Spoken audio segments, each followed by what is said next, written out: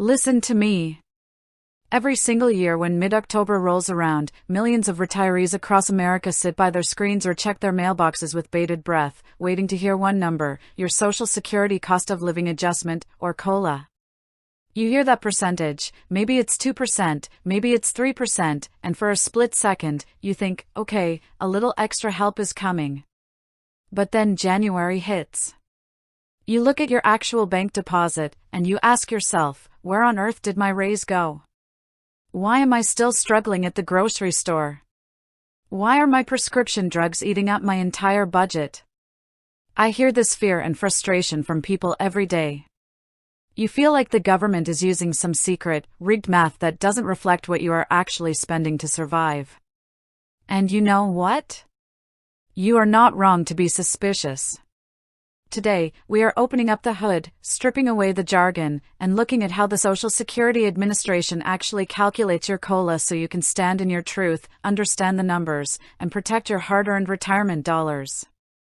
Here is how the calculation actually works behind closed doors.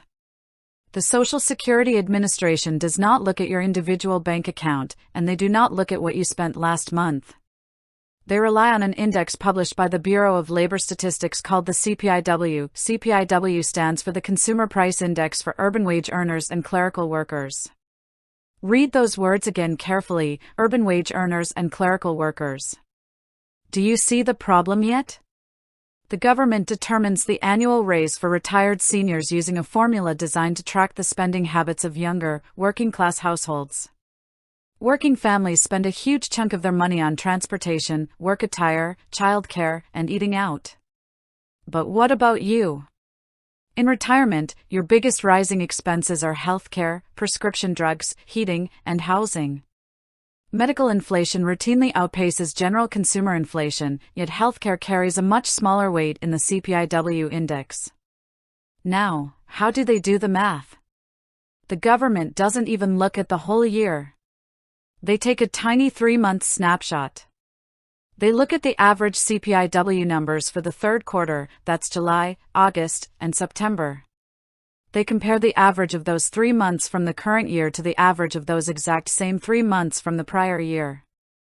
If prices went up between those 2 quarters, that percentage difference, rounded to the nearest 0.1%, becomes your COLA for the coming year. If prices stayed flat or dropped during those 3 months, your COLA is 0. That happened in 2010, 2011, and 2016. And here is the second punch to your gut that nobody warns you about, the Medicare Part B premium. For most retirees, Medicare Part B premiums are automatically deducted right out of your gross Social Security benefit check.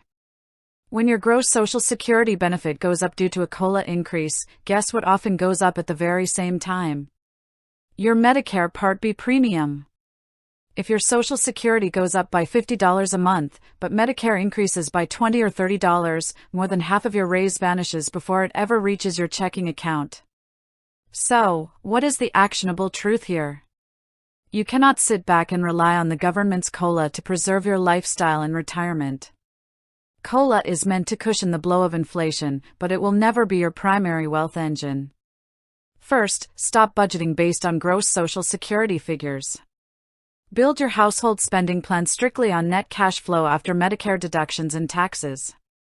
Second, create a dedicated healthcare emergency bucket in an accessible, high-yield savings account separate from your day-to-day spending.